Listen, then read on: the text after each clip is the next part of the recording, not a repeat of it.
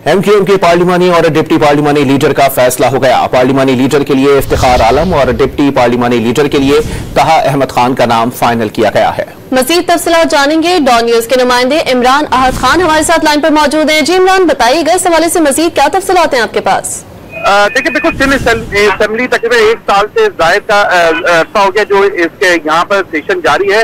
1 साल से जायद के अरसे में अब तक जाके पार्लिमानी और डिप्टी पार्लिमानी लीडर जो एमक्यूएम के हैं उनको नामजद नहीं किया था। अब जाके डॉक्टर खालिद मकबूल सदीकी ने नोटिफिकेशन जारी किया है। सिंध असेंबली के पार्लिमानी लीडर जो है वो इफ्तिखार आलम और डिप्टी पार्लिमानी लीडर तहा अहमद खान को नामजद कर दिया है। मुतहदा कौमों ने पार्लिमानी और डिप्टी पार्लिमानी में लीडर का नोटिफिकेशन भी जारी कर दिया है और ये भी हिदायत की है कि आइंदा तमाम अरकान सिंध असेंबली जो एमक्यूएम से ताल्लुक रखते हैं वो तमाम हिदायत जो है वो पार्लिमानी लीडर इफ्तिखार आलम और डिप्टी पार्लिमानी लीडर तहा अहमद खान से ही लेंगे। जी।